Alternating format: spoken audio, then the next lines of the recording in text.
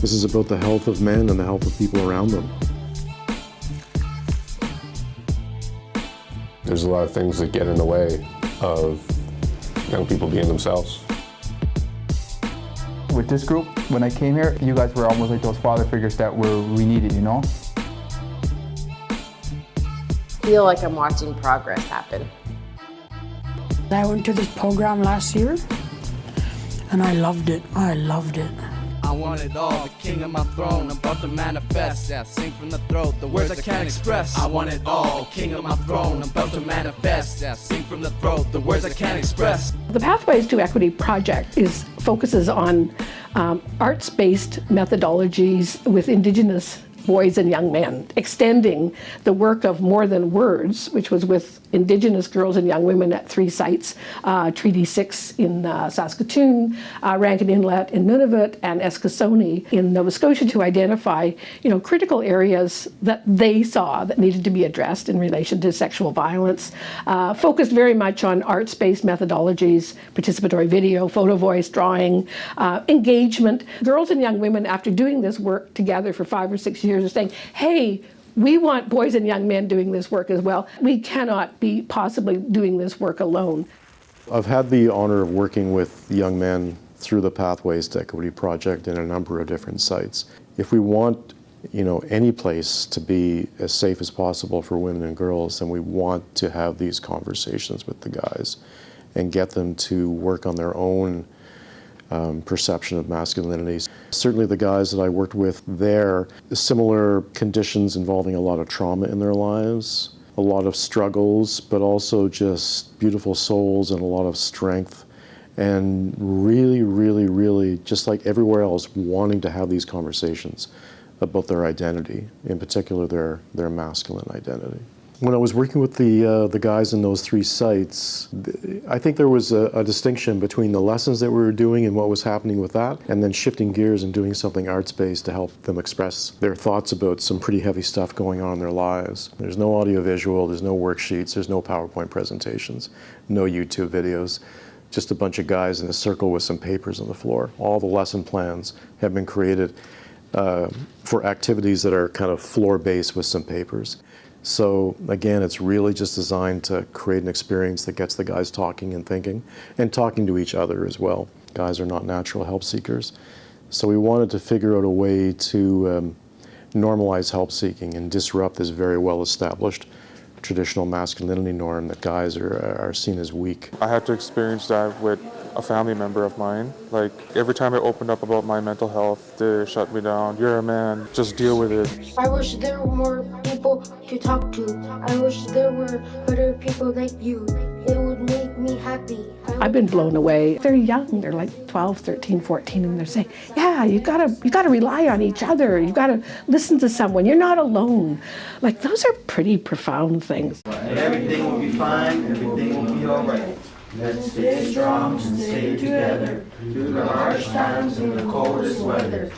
My father went to Indian day school. My grandfather from my mother's side went to Indian residential school. It has to do a lot with trauma. A bunch of Indigenous have the generational trauma. This kind of stuff will help take the load off your shoulders.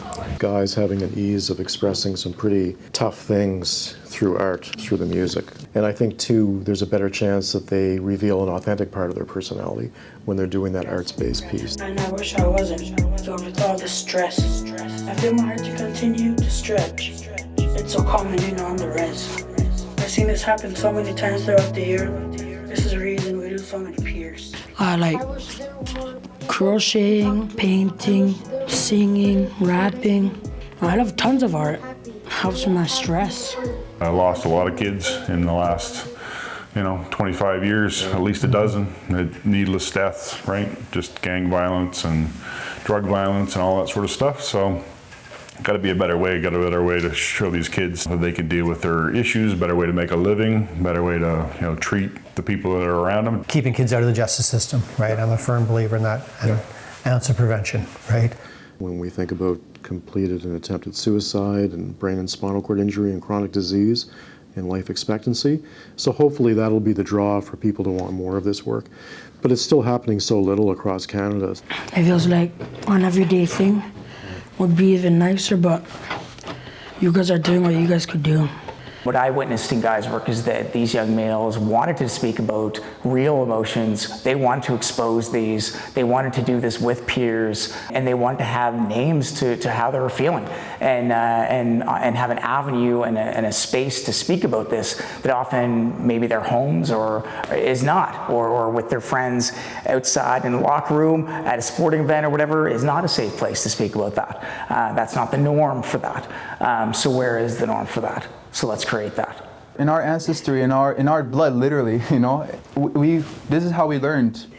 We had stories, we had our elders, we had campfires, we had sweat lodges, we had all these really traditional ceremonial things and just family things, you know. And when you lose these parts of these things, you kind of get lost. It's not just a free-for-all conversation. We're having conversations about relationships and sexual health and sexual violence that in a full classroom, the guys probably aren't going to be willing to ask all the same questions they're asking. It felt really good that, like, you know, people shared what they did, because I don't get to do that, to be honest. Like, men, we never get to talk, and they might have never got the chance to speak whatever was on their mind or on their heart, and it felt good for us to, you know, have a chance to listen to them, give them a voice.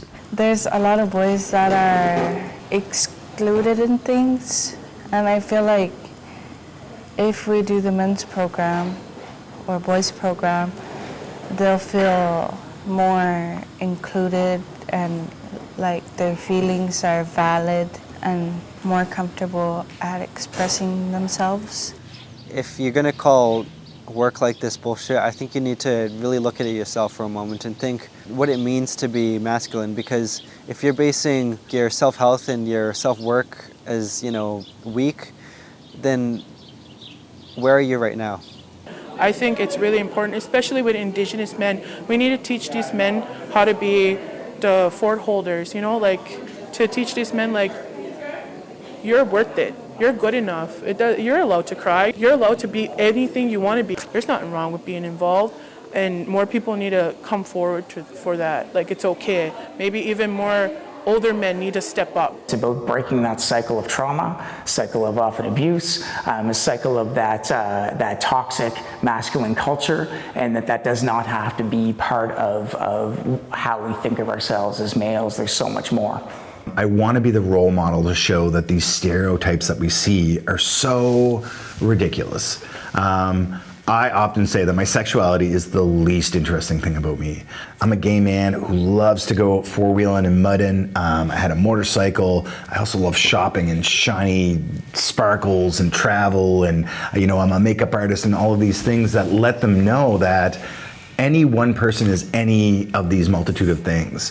I think in today's society we have so few people that are willing to step up and role model for kids.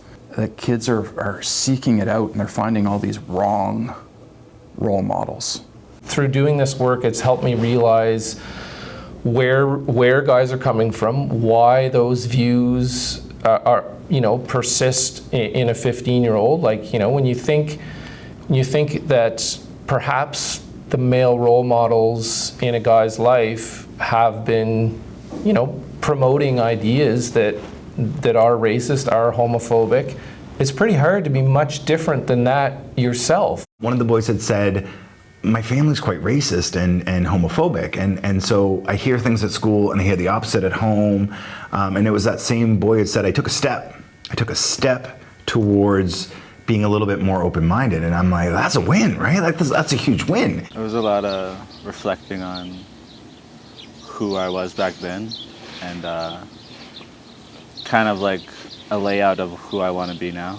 It's really as simple as just dropping the mask and leaving the script that was never written by you. Our role is to initiate the process and hopefully help a guy become that little bit more open-minded, so when the next incident in his life occurs, he may look at it from a slightly different perspective or think a little bit more about the impact that it has on other people.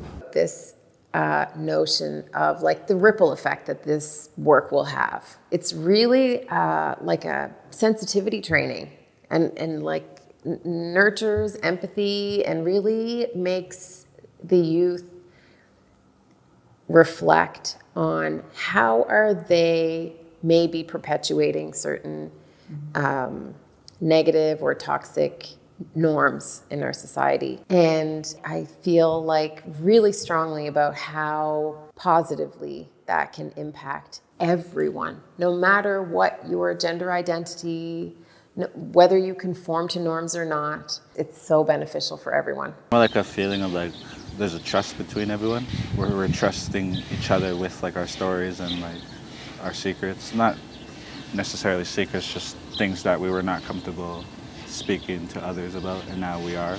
I was like really shy. I didn't like want to sing or anything. Now that it's been like a few years, I'm used to it. I like it. There's so many stories. I think about the small, quiet ones. You know, a kid who, in a closing circle one day, a newcomer kid said, "This is the 1 hour every week when I don't feel lonely," which was such a small but really profound comment to make, and spoke to the sense of belonging with the other guys. I don't know where I'd be if there wasn't this. It's kind of easier to have like a lot of young like Native men come here, and I believe we can all become like a community and friends. You sort of see these peer relationships build. So I might have a good relationship with this guy because of GuysWork, but he also has like 6 other new relationships or strengthened relationships because of what they've all been through together in GuysWork. We're sitting in a circle, everyone's the same. We respect, we have the norms, and they are part of those norms. So it really creates a different dynamic that it's set up for me to not be delivering information. It's set up for me to ask some questions and see where it goes. And we started off in one direction and everybody has a voice, and that's powerful, and we let them pass if they want to pass, and eventually they speak, and whenever they're comfortable, right? And some of the most amazing stuff has come out, and some of the most vulgar stuff that you just affirms that this is why we need to keep doing this work. We share our stories as well, so they feel like, you know, we're not just coming at them as teachers, we are also men who have gone through this. We were young men at one point in the exact same spots, but these young guys quickly realize that it's okay to be different, and loving people is a lot easier than hating people, and I think that's what we're starting to see as time goes on, is these guys are getting that. Sacred teachings are sacred, you know? They're a way of life. They're passed down from generations to generations beyond, like, you know, that we can, like, you know, remember or know how many generations. It's important to follow these ways of life because they teach you how to be a man, how to be a woman, how to be a ilnu, a human being, you know? It was eye-opening to see that other individuals have gone through the same things that I have. It was a good learning experience to, like, you know, understand how people before me have faced the same issues I'm currently going through. The boys and young men can see these adult male facilitators as not afraid to be vulnerable. It really was an open dialogue where they could almost say whatever they wanted, but also get off their chest whatever was bothering them about their own sense of masculinity, how they identified with others, their own sexuality, if you will, sexuality of others, perception of others versus themselves, rather than have to go under the guise of pretending to be someone or that they were not. It's just like, feels like we just need those people because they could help us a lot. You know, these guys, these young men, of course male role models are amazing, but they just want a safe adult in their lives. The need for many, many more people to step up to these roles as facilitators and to make the commitment, not just in the circle, to make a commitment to be in guys' lives in a way that perhaps isn't happening. To be present, to be a role model, to be a mentor, to be a safe person to talk to. If you are the sort of person who has good relationships with youth, who's open to hearing things that aren't exactly your way of thinking, who has the time and the space for young guys, then like this is for you. I mean, I don't care what your professional background is or what your training is. It's just a good experience. When I'm older, I just wish more could come to this program. What a wonderful thing it would be to have this growing, to get it, you know, guys group, GuysWork, girls work, co-ed groups, like being able to have these spaces to talk is, you know, I'm hoping the next generation of this new education and allowing the students to be part of their own learning. So I'm very much a believer within, you know, the guys group per se, knowing very well that, and I've seen the evidence that it's had an opportunity of actually changing people's lives for the better.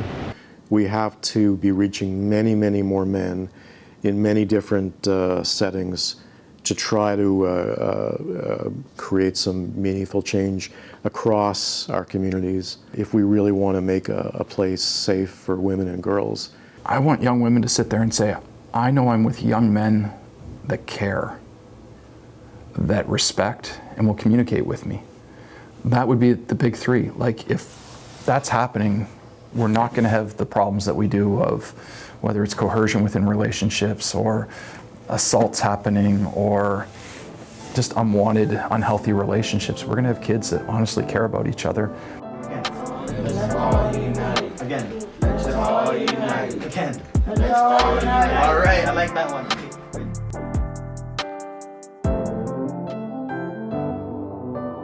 Let's all unite to fight the fight for our people's rights. Too many sleepless nights, but everything will be fine. It will be all right. Let's stay strong and stay together through the harsh times of the coldest weathers. Coldest weathers.